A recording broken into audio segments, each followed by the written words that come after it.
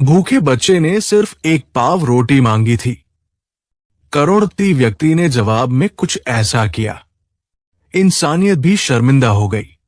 और फिर जो हुआ, जिसकी किसी ने कल्पना भी नहीं की थी। ना वो बच्चा जानता था, ना वो अमीर आदमी, कि एक छोटी सी भूख एक पूरी कहानी को जन्म दे देगी।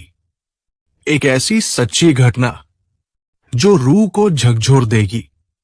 आखिरकार क्या हुआ था उस दिन? क्यों एक रोटी जिंदगी की सबसे बड़ी वजह बन गई?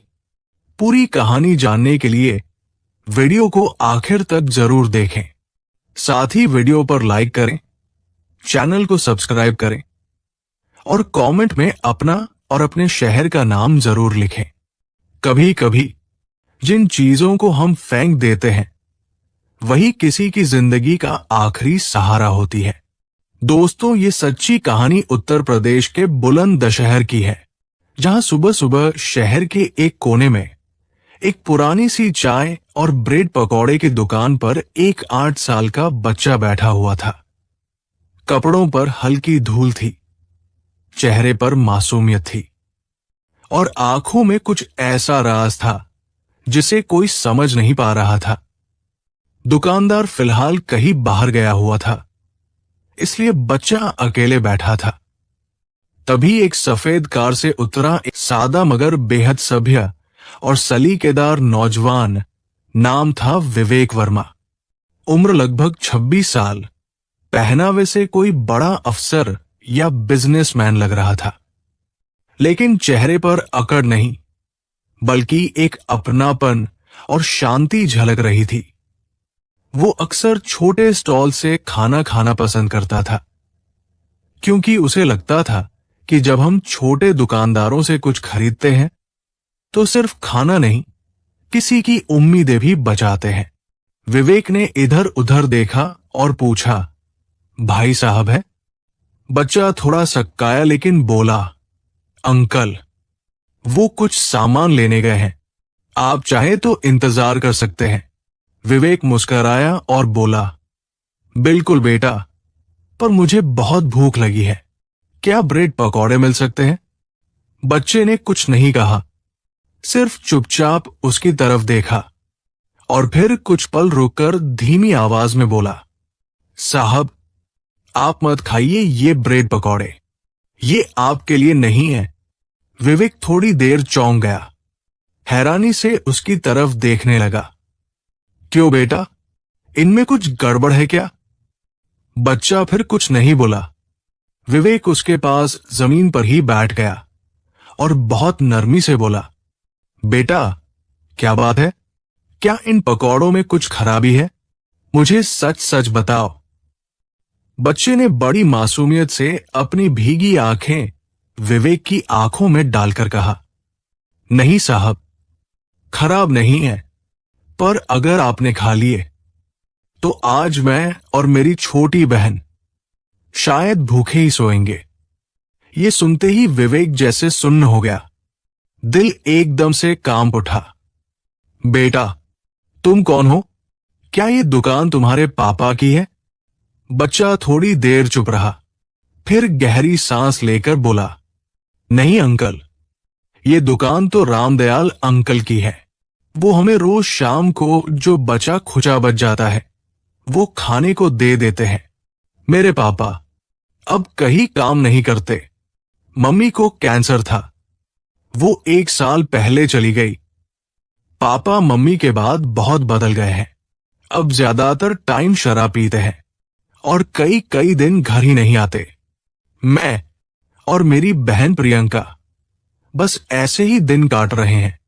स्कूल भी छूट गया है, पर क्या करें, उसे भूख बहुत लगती है, छोटी है ना। इतना कहते कहते बच्चे की आवाज भर्रा गई और उसकी आंखें पूरी तरह भीग गई। विवेक की आंखें भी अब नम हो चुकी थी। उसने जेब से रूमाल निकाला और अपनी आंखें पोंछते हुए कहा, बेटा, सबसे पहले तो ये ब्रेड पकौड़े तुम खाओ और तुम्हारी बहन को भी खाना चाहिए। दुकानदार आएगा तो मैं पैसे दे दूंगा। बच्चा मना करता रहा, नहीं साहब, अंकल वैसे ही हमें दे देते हैं, आप क्यों खर्च करोगे। लेकिन विवेक जिद पर अड़ा रहा, बेटा, भगवान ने मुझे इसी दिन के लिए थोड़ा ज्यादा दिया है ताकि मैं ऐसे बच्चों के लिए कुछ कर सकूं। इतने में वो लड़की भी आ गई, छोटी, दुबली पतली सी, पाव में टूटी चप्पल, गले में एक पुरानी सी माला। नाम था प्रियंका। नितिन ने मुस्कुराकर उसे ब्रेड पकौड़ा दिया, जैसे कोई खजाना मिल गया हो। कुछ देर बाद रामदयाल अंकल भी आ गए और सारा माजरा समझने पर जब उन्हें विवेक की मंशा और बच्चों की हालत का पता चला तो वो खुद भी कुछ देर शांत खड़े रहे। उन्होंने कहा, साहब, जब तक मेरे पास ब्रेड पकौड़ा रहेगा ये बच्चे भूखे नहीं रहेंगे। लेकिन हां, मदद आपकी जैसी हो वैसी कोई नहीं कर सकता। विवेक ने अपने बटुए से 1000 रुपए निकालकर दुकान में रख दिए और कहा, ये बच्चों के खाने के नहीं, उन सभी के लिए है जो भूखे पेट सो जाते हैं पर बोलते कुछ नहीं। ये सुनकर वहां खड़े 2-3 और लोग भी भावुक हो गए। और फिर कुछ ऐसा हुआ जो इन बच्चों की जिंदगी हमेशा के लिए बदल देने वाला था। विवेक का दिल अब बेचैन हो चुका था। उस बच्चे की मासूमियत, उसकी भूख, उसकी आंखों की चुप्पी, सब कुछ उसे भीतर से झकझोर चुका था। उसने रामदयाल जी से धीमे स्वर में कहा, क्या आप मुझे इन बच्चों के घर तक ले चल सकते हैं? रामदयाल थोड़ा चौंके, बोले, साहब, घर तो कहने को है, लेकिन आप चलिए, मैं दिखा देता हूं। तीनों, विवेक, रामदयाल और दोनों बच्चे धीरे धीरे उस तंग गली की ओर बढ़े जहां बच्चे रहा करते थे। सड़क की दोनों ओर झोपड़ियां थी, टीन की चादरें, पुराने बोरे और मिट्टी की दीवारें। और उन्हीं के बीच एक टूटी सी झोपड़ी के सामने बच्चे रुके। विवेक ने जब उस झोपड़ी के अंदर झांका तो उसके कदम जैसे जम गए।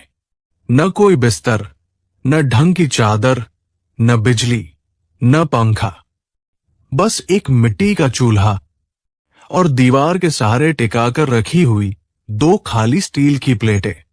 विवेक को ऐसा लगा जैसे किसी ने उसका कलेजा निचोड़ दिया हो।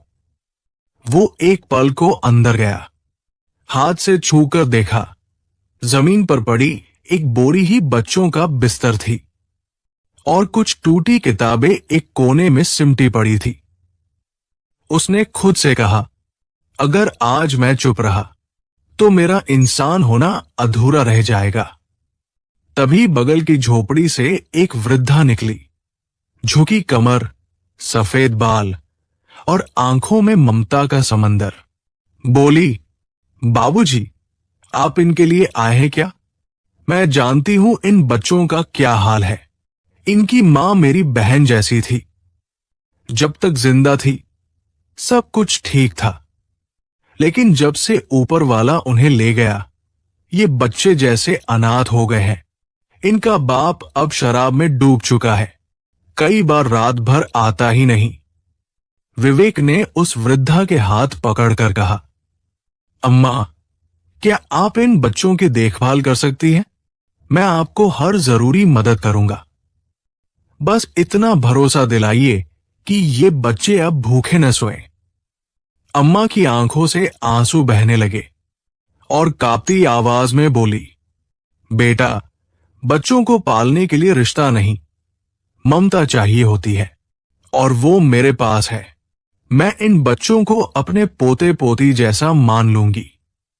विवेक ने जेब से 5000 रुपए निकाले और अम्मा को दिए।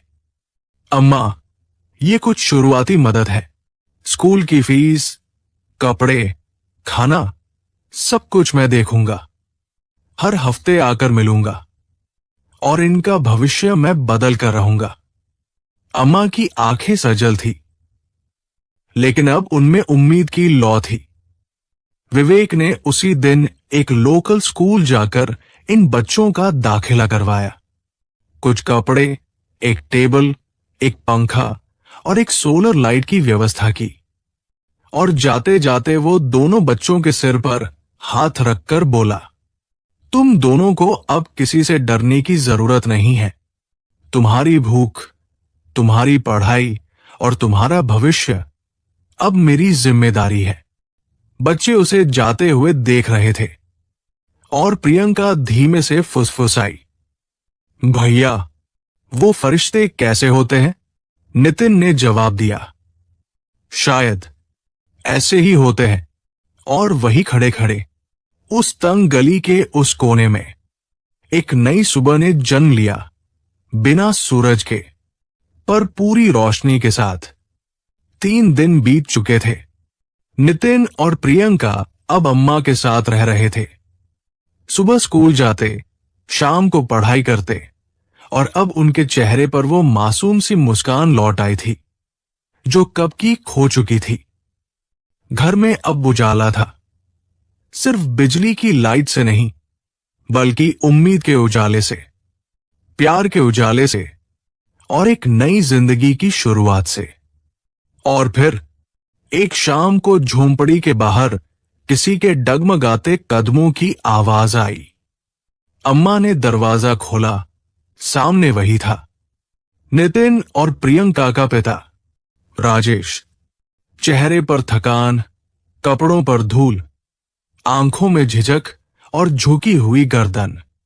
राजेश नशे में नहीं था, लेकिन वो नशे के असर से टूटा हुआ इंसान जरूर लग रहा था। उसने धीरे से पूछा, बच्चे कहाँ है? प्रियंका दरवाजे के पीछे से निकल कर आई और पहली बार उसके होठों पर डर की जगह एक सुकून था। राजेश ने झोंपड़ी के अंदर झांका और वो जो उसने देखा वो उसकी आंखों को यकीन नहीं हुआ। घर में सोलर लाइट जल रही थी, टेबल पर किताबें रखी थी, बच्चों के पास नए बैग थे और अम्मा उन्हें पढ़ा रही थी। उसकी आंखें भर आई, उसके गालों पर आंसू बहने लगे और वो वही जमीन पर बैठ गया। ये सब कैसे हुआ? अम्मा धीरे से बोली, एक फरिश्ता आया था बेटा, तुम्हारे बच्चों को भगवान ने किसी नेक दिल इंसान से मिला दिया। राजेश कुछ नहीं बोला, बस आंखें मूंद ली। फिर कांपती आवाज में बोला, मैंने बहुत बड़ी गलती की है अम्मा। पत्नी के जाने का दुख तो था, पर मैंने बच्चों से भी मुंह मोड़ लिया, शराब में सब कुछ डुबो दिया। क्या अब भी कुछ बचा है सुधारने को? अम्मा ने उसके कंधे पर हाथ रखा और कहा, जितनी जिंदगी बची है उतनी बहुत है। अगर तुम चाहो तो फिर से बाप बन सकते हो, सच्चा बाप। राजेश ने उसी पल एक वादा किया कि आज से वो शराब को हाथ नहीं लगाएगा, कि वो मजदूरी करेगा, ईमानदारी से कमाएगा और बच्चों को खुद संभालेगा। वो अगले दिन ही सुबह सवेरे पास के निर्माण स्थल पर काम ढूंढने निकल गया। काम कम था, मजदूरी थोड़ी थी, पर मेहनत सच्ची थी। हर रोज शाम को जब वो घर लौटता तो बच्चों के लिए कुछ ना कुछ जरूर लाता, एक चॉकलेट, एक पेन या प्रियंका के लिए छोटी सी रबर। कभी उनका होमवर्क देखता, कभी उनके पैरों की धूल साफ करता। वो अब फिर से पिता बनना सीख रहा था। 15 दिन बीत चुके थे। इन 15 दिनों में बहुत कुछ बदल चुका था। नितिन और प्रियंका अब रोज स्कूल जाते थे। उनके कपड़े साफ होते थे, टिफिन में अम्मा के हाथों से बना खाना होता था, और सबसे बड़ी बात, उनके पिता राजेश अब हर सुबह मजदूरी पर जाया करते थे। उसके हाथों में छाले थे, बदन पर थकावट थी, लेकिन अब उसकी आंखों में शराब की लालिमा नहीं, बच्चों के लिए कुछ कर गुजरने की चमक थी। हर दिन वो सुबह सबसे पहले भगवान के सामने सिर झुकाता और कहता, हे ऊपर वाले, आज सिर्फ मेरी मेहनत चले, कोई बहाना नहीं।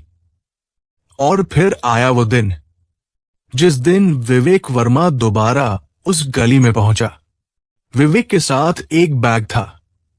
उसमें बच्चों के लिए किताबें थी, 2 नई वर्दियां और कुछ जरूरी चीजें।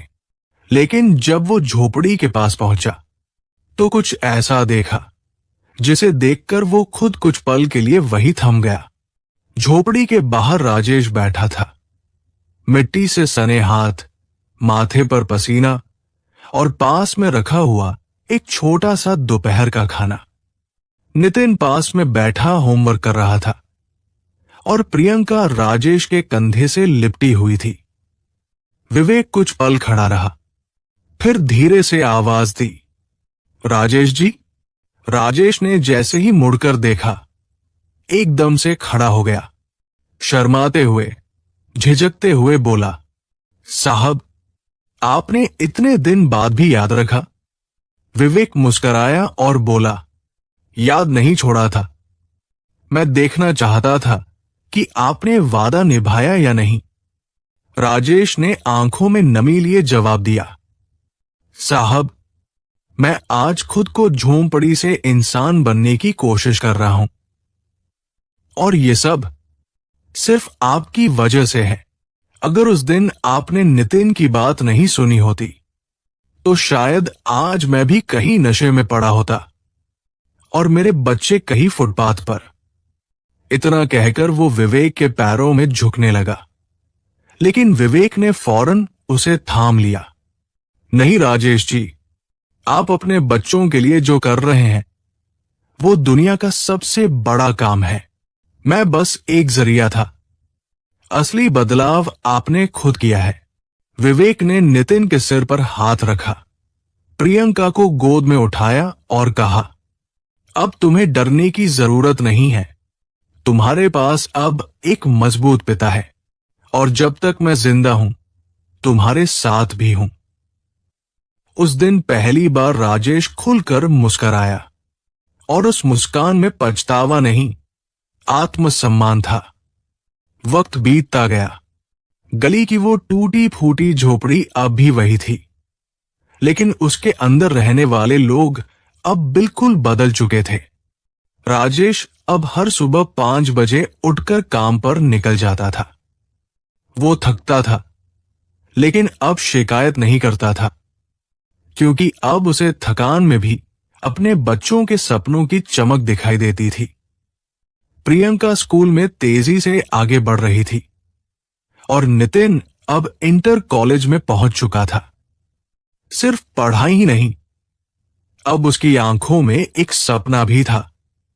मैं बड़ा होकर उन बच्चों के लिए काम करूंगा जो कभी किसी को कह नहीं पाते कि उन्हें भूख लगी है।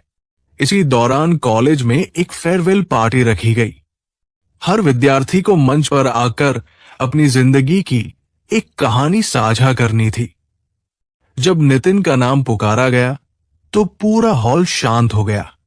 वो मंच पर पहुंचा, हाथ में माइक लिया, कुछ पल आंखें बंद रखी और फिर बोला, मैं कोई स्पेशल नहीं हूं। मैं उसी गली से हूं जहां हर तीसरे घर में भूख और अंधेरा एक साथ बैठते हैं। मैं वही बच्चा हूं जो एक दिन ब्रेड पकौड़े की दुकान पर बैठा था और एक अमीर आदमी से कहा था, साहब, ये आपके लिए नहीं है, क्योंकि उस दिन अगर वो पकौड़े बिक जाते तो मेरी बहन भूखी सो जाती। पूरे हॉल में जैसे सन्नाटा छा गया।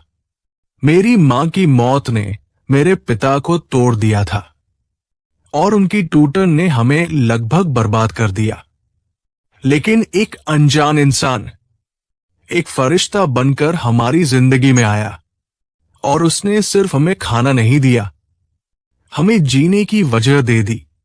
आज मैं जिस मंच पर खड़ा हूं वो सिर्फ मेरी मेहनत का नहीं, उस एक इंसान की संवेदनशीलता का फल है। अगर वो न होता तो शायद मैं जेब काट रहा होता या सड़क पर पड़ा होता। मैं जानता हूं कि ये दुनिया सबको एक जैसी नहीं मिलती, लेकिन अगर एक इंसान एक भूखे बच्चे को देख ले तो शायद एक कहानी बदल सकती है। इतना कहकर नितिन की आवाज रुक गई।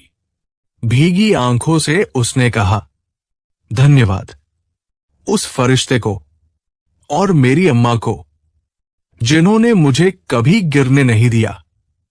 पूरा हॉल तालियों से गूंज उठा और उस भीड़ में कहीं पीछे खड़ा एक शख्स, विवेक वर्मा, अपनी आंखों से आंसू पोंछ रहा था। दोस्तों, गरीबी सिर्फ पैसों की नहीं होती। कभी कभी वो हालात की, मजबूरी की और समाज की आंख मूंद लेने वाली बेरुखी की भी होती है। और अगर इस दुनिया में कोई सच्चा फरिश्ता है तो वो इंसान होता है जो भूखे को खाना, बेसहारे को सहारा और टूटे हुए दिल को फिर से जीने का हौसला देता है। अब एक सवाल आप सभी से, अगर आप विवेक की जगह होते तो क्या करते? क्या आप भी किसी अनजाने मासूम की तकलीफ को महसूस कर पाते? क्या आप भी आगे बढ़कर किसी की जिंदगी बदलने की हिम्मत दिखा पाते? या फिर आप भी दुनिया की तरह सब देखकर भी अनदेखा कर देते? कमेंट करके जरूर बताइए आपका जवाब। शायद किसी और के अंदर सोई इंसानियत को जगा दे। और हां, अगर ये कहानी आपके दिल तक पहुंची हो तो वीडियो को लाइक करें। मिलते हैं अगली बार नई कहानी के साथ। जय हिंद, जय भारत।